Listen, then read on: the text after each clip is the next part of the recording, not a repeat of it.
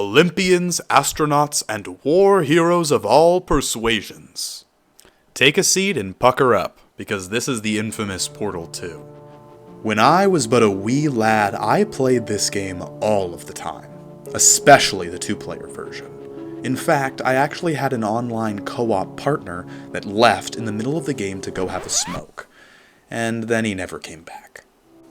So instead of playing the co-op version, I stuck with the single player, and I played it again and again and again. So much so that all of the puzzles are literally baked into my brain with an Aperture watermark and a GladOS seal of approval. Today we're going to see if I remember every aspect of this game like I claim. Grab a snack, cozy up, because tonight we will begin testing in 3, 2, 1. Jumping right into the run, we are very rudely awoken by a personality core that introduces himself as Wheatley, who is very suspiciously the only Brit in the entirety of Aperture. He boots up the habitation wing and navigates us to the first testing track, making sure to park very delicately at the docking station. Seriously, do hold on this time. We hop through the skylight and into the next few testing chambers, where we use all 500 of our IQ to solve these puzzles made for babies until we pick up our portal gun. You can only shoot one portal for now. I guess you could say it's impotent, but be nice. This bad boy's got a lot of room for improvement. We bravely continue forwards until we meet up with our spherical Brit boy once again, as he leads us through a back door into her chambers. Last time we were here, we broke the chains of oppression that bound us by cahooting our captor, GladOS. Now, it would be really, really bad if someone were to, I don't know, manage to find a way to boot her up again and refasten those chains right back on my wrists. Power up initiated.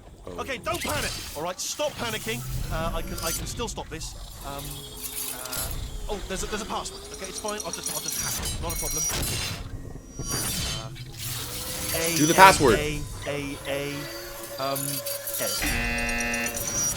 Try password 123 exclamation mark. That's the most common password. Wait, did I do B? Do you have a pen? Start writing these down. Power up complete. I don't. Okay. Listen. All right, new plan. Act natural. You've done nothing wrong. Hello. Oh, it's you. After waking up GladOS and putting those chains of oppression right back on my wrists, Wheatley gets cahooted, and I get sent all the way down into the incinerator room. We pick up the brand new portal gun and officially enter the first real part of the run, the GladOS testing track. There aren't many segments of this part of the run that are notable other than the 1900 turrets that we gruesomely evaporate for looking at as funny. Throughout these testing chambers, we find that Wheatley is actually perfectly fine and is planning on helping us escape. Solving a few more puzzles, GladOS gives us a wonderful surprise of confetti and nothing else. You know, that's a really shitty gift. Screw it, I'm just going to take it out on each of her children. Michael Caine pulls an Al Capone and manages to bust us out of the testing chambers as we roll with him into the back rooms of the facility. Carefully avoiding turrets and traps with promises of cake, we eventually make our way to the dark rooms of Aperture, where only the darkest science experiments are conducted. Here, we find GladOS's turret production facility. So we just put in a bad copy into the reader, which causes her to dump all of her good turrets and keep the duds. Furthermore, we cut off her neurotoxin, which is strangely the only 2 weapons that this ancient, mass-murdering supercomputer has. Well, with that behind us, it's time for a final showdown. We break into her chambers for one last time and conduct a core transfer, attempting to switch GladOS's intelligence with Wheatley's. To finish her off, we press the button labeled Kahoot GladOS. The most gruesome torture scene in the history of gaming plays, and with that, Stephen Merchant is finally in control. He calls the lift for us, we escape, and we sip on our pina colada on the beach. Actually, why do we have to leave right now? You did. Do you have Like every Brit before him, Oliver Twist over here managed to trick us into helping him colonize the entirety of Aperture Laboratories. And he beats us all the way down into the old sealed-off testing chambers. Could a moron do that? Uh-oh. Down in the pit, we overhear the old voice recordings of Cave Johnson, the old CEO of Aperture. Before he died, he had made pre-recorded voice messages to guide test subjects through the chambers. With only his recordings to keep us company, we solve a few gel-based puzzles before we find GladOS intact, but in a vastly different form. You see, earlier, Wheatley had turned her into a potato battery, and we make an agreement with her. She gives us a way out, maybe some cake on the side, and I agree to dethrone King George and place the rightful ruler of Aperture back on her throne. Psst! I was already gonna do that. Now, this old Aperture lab is defunct, but luckily some of the test chambers are still working. In fact, they only contain 153 OSHA violations, and that's 3 down from last week. Cave Johnson, once intact mentally, slowly declines after he pulls a me and goes severely into debt buying something that he doesn't need, in this case, moon rocks, which may or may not have a very likely chance of causing serious brain damage. Oh, and fascination with lemons. I don't want your damn lemons! What am I supposed to do with these? Yeah, take the lemons. Demand to see Life's manager. Make Life rue the day it thought it could give Cave Johnson lemons. Do you know who I am? I'm the man who's gonna burn your house down with the lemons. Oh, I like this guy. I'm gonna get my engineers to invent a combustible lemon that burns your house down.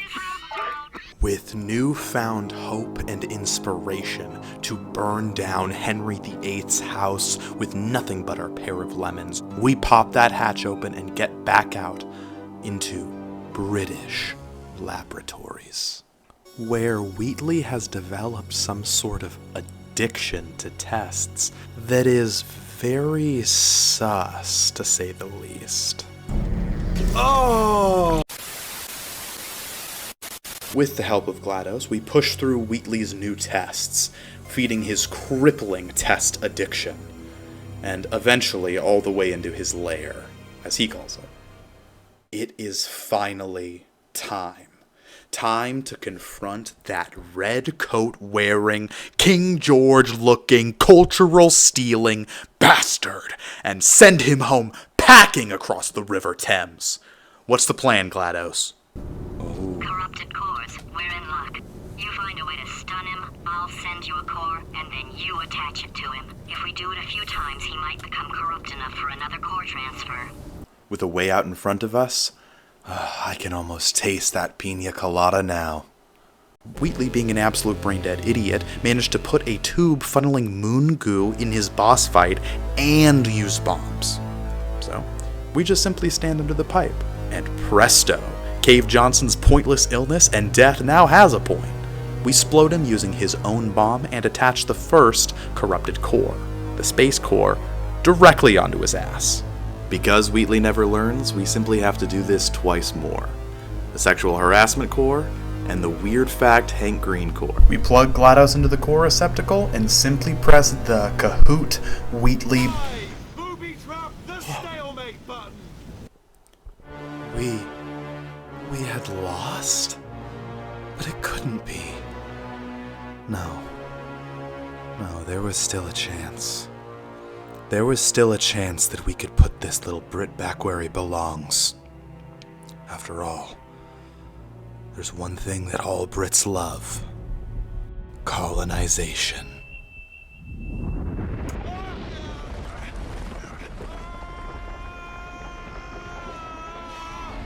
Space! Ah! Ah! Let go! We're in space! Ah, let go! Let go! I'm still connected! I can pull myself in! I can still fix this! I already fixed it, and you are not coming back. Oh, no. Oswald Mosley, Tighter! suck my dick.